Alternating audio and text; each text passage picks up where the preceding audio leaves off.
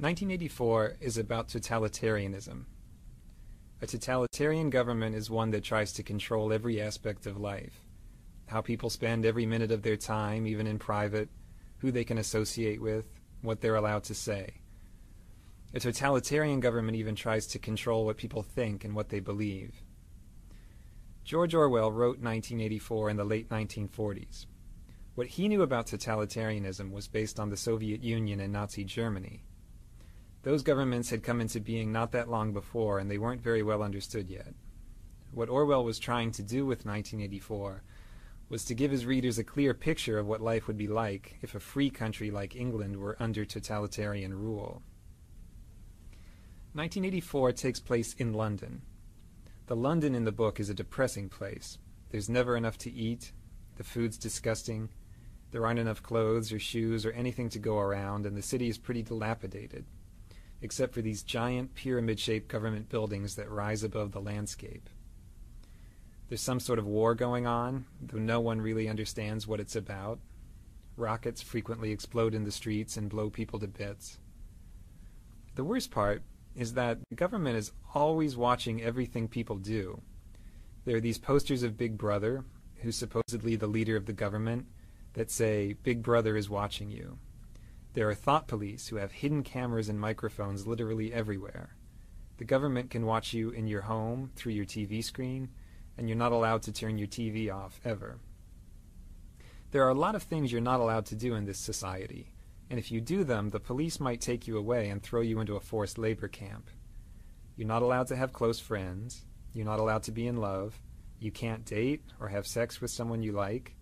You're basically supposed to save all your emotional energy for the party being the government. Then there are things you have to do. You have to watch the government programming on TV, most of its news, some of its exercises. You have to attend pep rallies, including this one called the 2 Minutes Hate. So it's hard to even have time to think your own thoughts, because they're constantly filling your head with propaganda.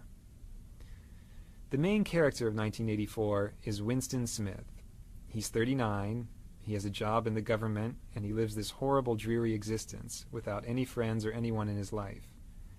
At the beginning of the book, he starts writing a diary to talk about how much he hates life in his society, even though writing a diary is one of those things you'd be killed for doing if you were caught. The diary is his place for thinking about his society. It's a place where he tries to imagine if life could possibly be different from the way it is.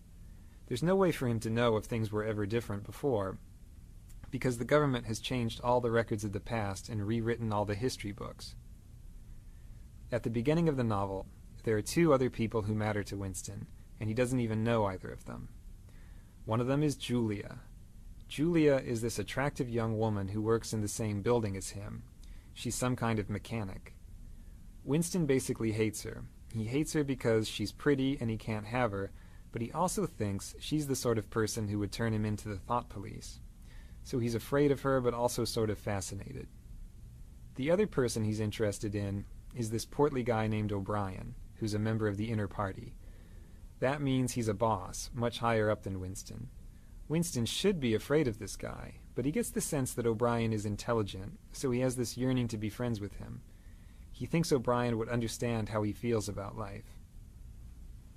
The book takes a turn one day when Julia slips Winston a note that says, "I love you." This note completely rocks Winston's world. Of course he's interested. He can't wait to get in touch with her.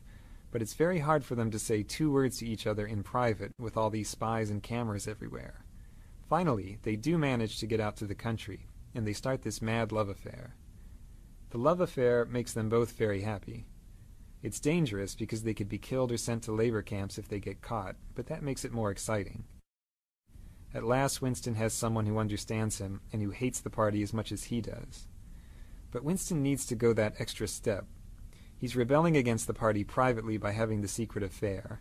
Now he wants to go to the next level and be an active rebel against the government. He gets his chance one day, when O'Brien invites him to his apartment to look at something work-related. Winston takes a leap of faith and guesses that O'Brien must be part of the rebellion, because no one invites people over to their home. It just isn't done. So he and Julia go to O'Brien's house and confess that they want to be rebels, and O'Brien says, "Yes, I'm a rebel too," and we all read this book that explains why things are the way they are. Winston reads the book, and he's blown away by it. Unfortunately, right after he reads it, the thought police bust in and arrest him and Julia and carry them off to the Ministry of Love to torture them.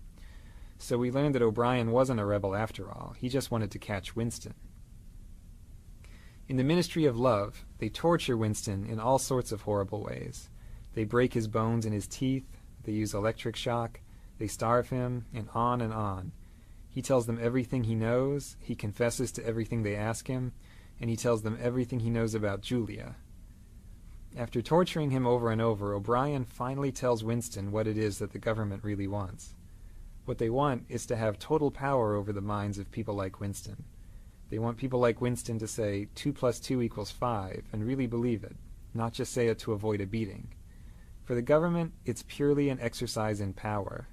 They're not trying to control his mind for some other purpose. They just want to exercise total power over people's minds. They finally do break Winston completely, in this place called Room 101, where they do whatever it is you're most afraid of. They lock his face into a cage and threaten to let these rats eat their way through his face.